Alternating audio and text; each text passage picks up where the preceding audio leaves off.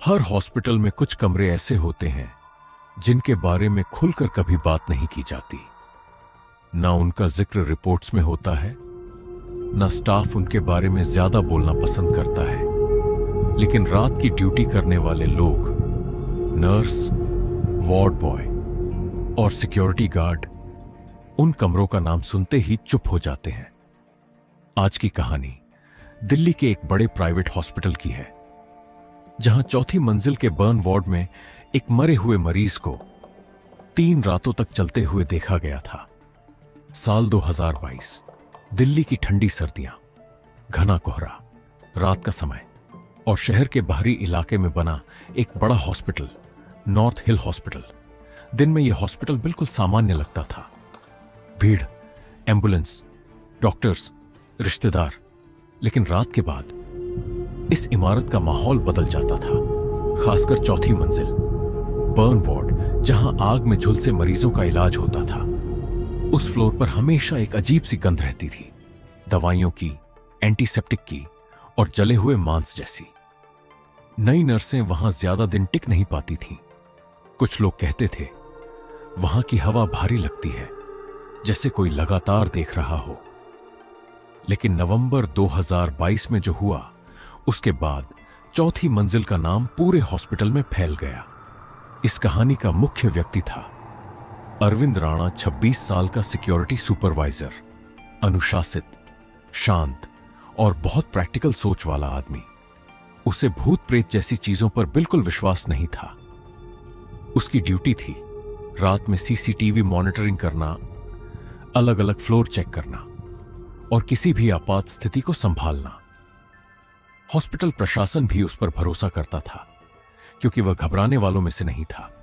लेकिन इस घटना के बाद उसी अरविंद ने नौकरी छोड़ दी और कभी किसी हॉस्पिटल में वापस काम नहीं किया। 17 नवंबर, रात करीब 10:40। हॉस्पिटल के इमरजेंसी गेट पर तेजी से एक एम्बुलेंस आकर रुकी। अंदर एक आदमी था, फैक्ट्री ब्लास्ट का शिकार, उम्र लगभग 40 साल। शरीर का ज्यादातर हिस्सा जल चुका था। चेहरा पहचान में नहीं आ रहा था। डॉक्टर्स तुरंत उसे लेकर अंदर भागे, लेकिन स्ट्रेचर पर लेटे हुए वह आदमी लगातार एक ही बात बोल रहा था, शीशा हटा दो। फिर कुछ सेकंड बाद, शीशा हटा दो। डॉक्टर्स ने सोचा यह सदमे की वजह से हो रहा है। मरीज की हालत बहुत गंभीर थी। उसे तुरंत वेंटिलेटर सपोर्ट पर डाल दिया गया और चौथी मंजिल के रूम 409 में शिफ्ट कर दिया गया। रात के 2:17 पूरा हॉस्पिटल शांत था। बाहर कोहरा इतना था कि खिड़की से कुछ दिखाई नहीं दे रहा था। अरविंद नीचे कंट्रोल रूम में बैठा सीसीटीवी फीड्स देख रहा था। तभी उसकी नजर चौथी मंजिल वाले कैमरे पर पड़ी और अचानक उसका हाथ रुक गया। रूम 409 का दरवाजा धीरे धीरे खुला और अंदर से कोई बाहर निकला। एक जला हुआ आदमी, हॉस्पिटल गाउन पहने हुए, धीरे धीरे चलते हुए। अरविंद तुरंत सीधा बैठ गया, क्योंकि जिस मरीज को उस कमरे में रखा गया था वह वेंटिलेटर पर था। उस हालत में चलना नामुमकिन था। उसने कैमरा झूम किया। उस आदमी का शरीर पूरी तरह जला हुआ था, त्वचा काली पड़ चुकी थी। चलने का तरीका भी अजीब था, जैसे शरीर ठीक से काम नहीं कर रहा हो। लेकिन सबसे डरावनी बात यह थी, वह सीधे कैमरे की तरफ देख रहा था, जैसे उसे पता हो कोई उसे देख रहा है।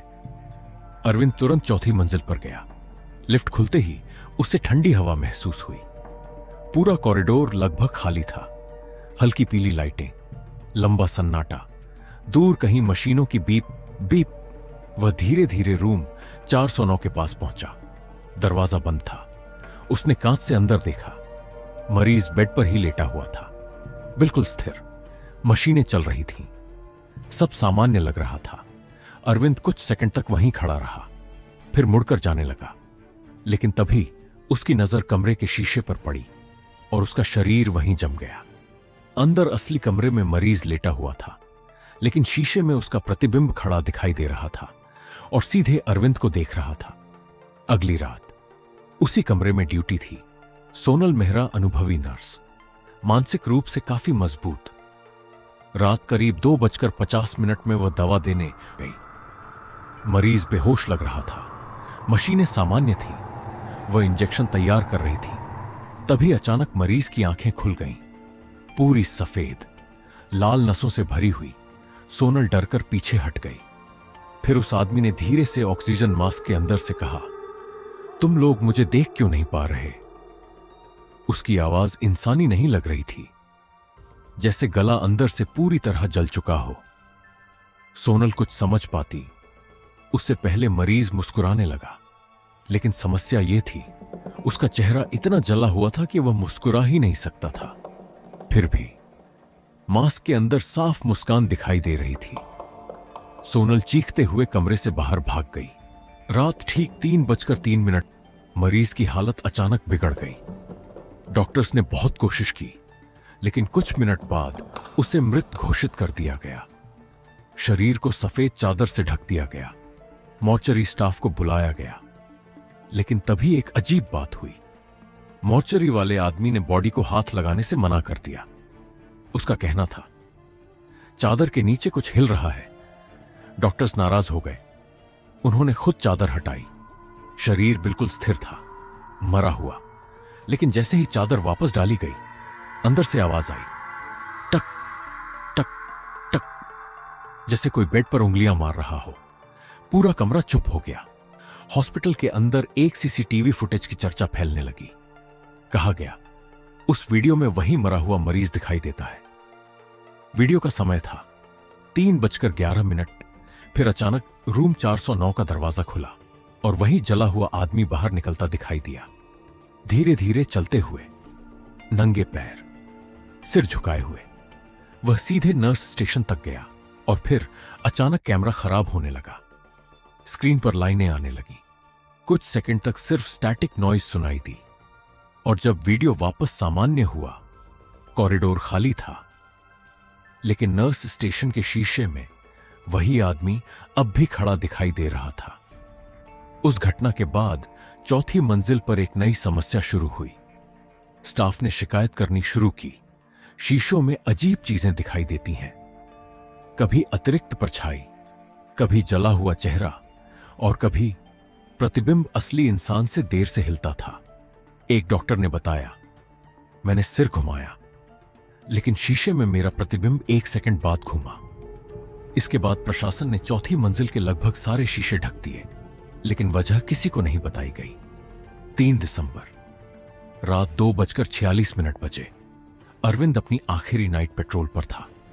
कॉरिडोर शांत था, हल्की पीली लाइटें, सन्नाटा। तभी उसकी नजर एक खुले हुए शीशे पर पड़ी।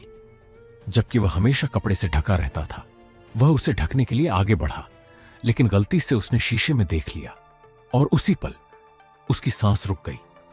शीशे के अंदर कॉरिडोर अलग दिखाई दे रहा था, और उसके पीछे वही जला हुआ आदमी खड़ा था, बिल्कुल चुप, सफेद आंखें, जली हुई त्वचा। अरविंद तुरंत पीछे मुड़ा। असली कॉरिडोर खाली था, लेकिन जैसे ही उसने दोबारा शीशे में देखा, वह आकृति और पास आ चुकी थी, अब सिर्फ कुछ कदम दूर। और फिर उसके जले हुए होंठ धीरे धीरे खुले और आवाज आई, शीशा हटा दो। अगले ही पल पूरा शीशा जोर से टूट गया। अगली सुबह अरविंद ने नौकरी छोड़ दी। हॉस्पिटल ने चौथी मंजिल का कुछ हिस्सा बंद कर दिया, और आधिकारिक कारण बताया गया, रेनोवेशन वर्क। लेकिन आज भी कुछ पुराने स्टाफ दावा करते हैं कि देर रात चौथी मंजिल के बंद हिस्से से कभी कभी वेंटिलेटर की आवाज सुनाई देती है, जबकि वहां अब कोई मरीज नहीं है। क्या सच में वह सिर्फ एक रेनोवेशन था, या फिर कुछ ऐसा छुपाया गया था जिसे कोई बाहर नहीं आने देना चाहता था? अगर चौथी मंजिल बंद थी, तो रात में वेंटिलेटर की आवाज कौन चला रहा था? क्या अरविंद ने सच में नौकरी छोड़ी, या फिर वह भी उसी रात के बाद कभी वापस ही नहीं आया? और सबसे बड़ा सवाल, जब उस हॉस्पिटल में कोई मरीज ही नहीं था, तो फिर उस टूटे हुए शीशे में किसकी परछाई दिखी थी?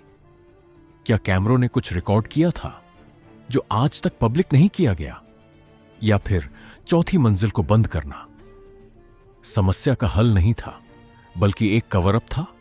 और अगर आप सोच रहे हैं कि कहानी यहीं खत्म हो गई, तो आप गलत हैं, क्योंकि कुछ दरवाजे बंद करने से डर खत्म नहीं होता, बल्कि और ज्यादा तेज हो जाता है। तो असल सवाल यह है, रूम 402 में आखिर हुआ क्या था? मिलते हैं पार्ट 2 में सारे जवाबों के साथ। लेकिन सवाल यह है, क्या तुम सच में उन जवाबों के लिए तैयार हो?